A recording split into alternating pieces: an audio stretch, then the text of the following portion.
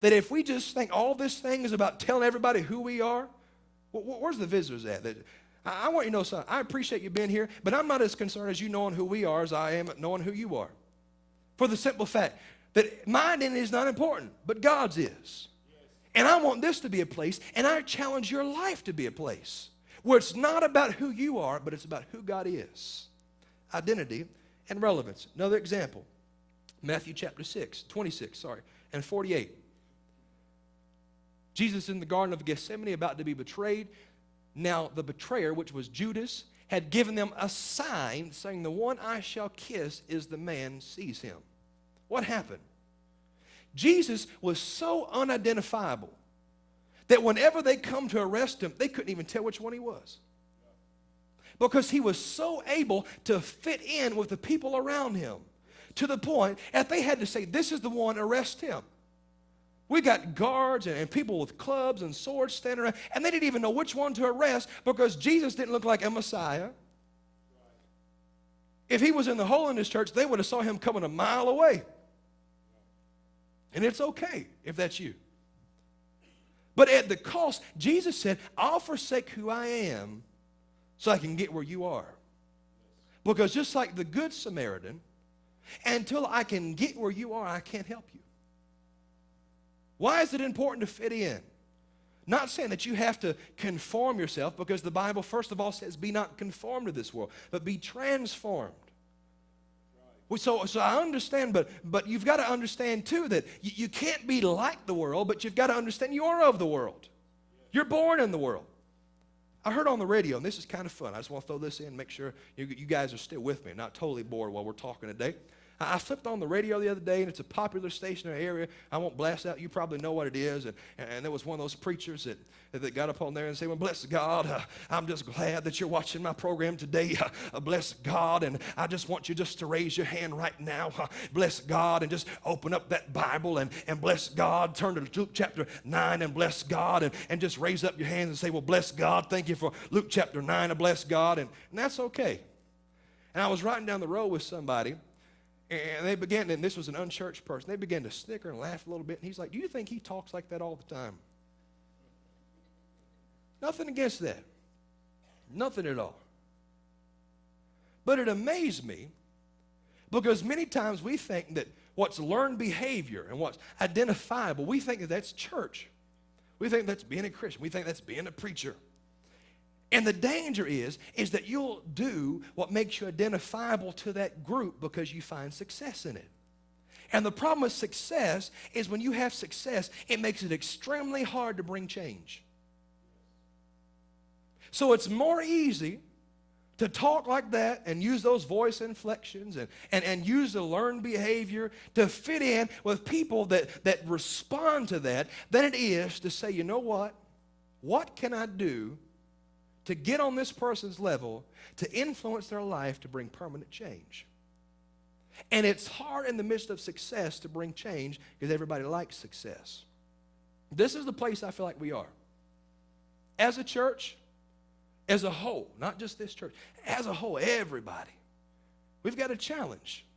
We can do what keeps us segregated in our little group, and we can use words like saved and blood-bought and redeemed and all those different things that unless you speak Christianese and you're in our club and know our secret handshakes, you won't have a clue what it means. And we can come in here and experience success, and we can bounce people from one church to another church until they finally get at our church. And as we grow, we feel successful. Or we can say, what can we do to make a lasting impact on our community that will forever change the life? What can we do to be a Good Samaritan, where even though we may have to lose our identity in the sense of what people think about us, what can we do to find people in the gutters, in the ditch of life, and let them know, guess what? I've come to be salt to you. I've come to shine light in the dark areas of your life. I've come to add to you. I've come to preserve the dead areas of your life so God can resurrect those. And most of all, I've come to cause such a thirst to rise up deep inside of your soul that you recognize there's something in this world that God has for you.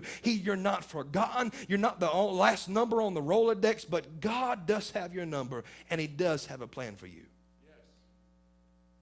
But we can't do that until we're able to be relevant to those around us. Why we have to be relevant. Ezekiel chapter 3, verse 15. This is the last one I'll read today, and we'll come to a close. Then I came to them of the captivity of Tel Aviv and dwelt by the river of Shabar, and I sat where they sat and remained there astonished among them 7 days. Prophet said, I came to this place and I thought I knew about them. And then I sat where they sat and I was astonished.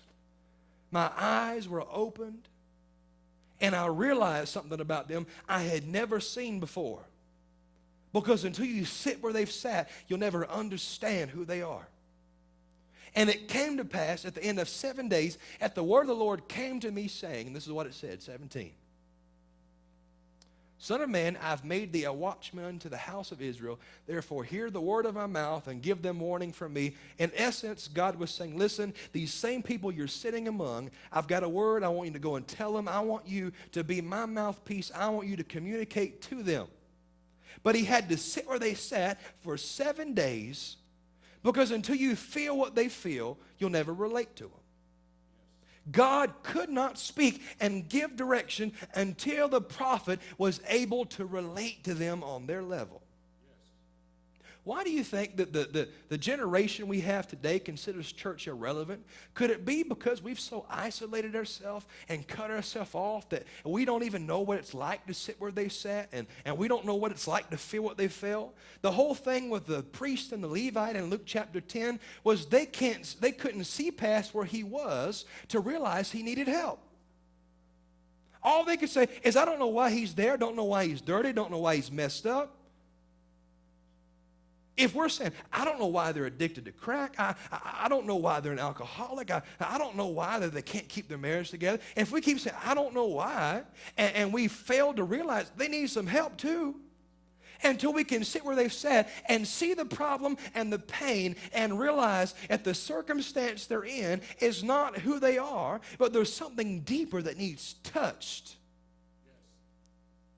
Only then can we be successful. Jesus was so relatable. He was so relevant. Praise team, if you'll go ahead and come back to the instruments for me today. Let me tell you this in closing. 7 days. In Genesis, God, he made a principle of 7, that after every 7, a new week occurs, or we start things over. It's a process of completion. 7 is the number of completion. Anytime you see it in the Bible, God is saying metaphorically, listen, behold, I'm about to do a new thing. The old things are about to be passed away. And I find it interesting because here's the prophet, and he had to sit there for 7 days and see how they were living for one whole cycle. And then after it was completed, God said, I'm doing a new thing.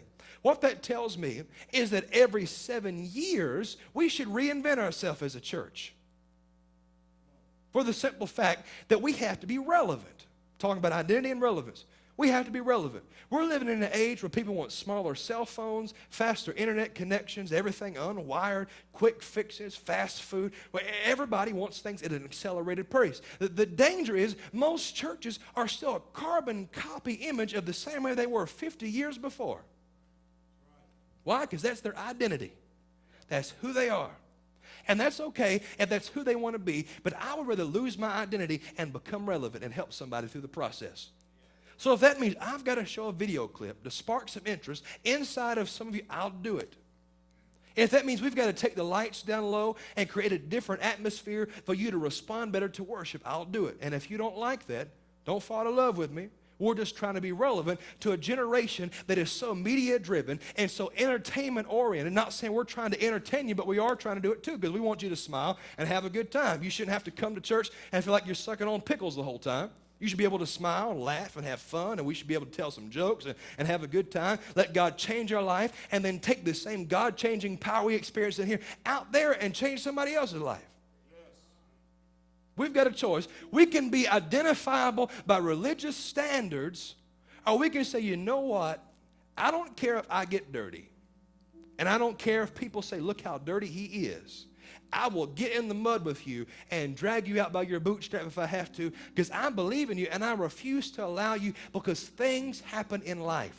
The whole point of the story is the man in Luke chapter 10 who had been robbed and beaten and stripped naked didn't ask for none of it. It just happened. Yes. And we forget sometimes that life just happens. And sometimes we're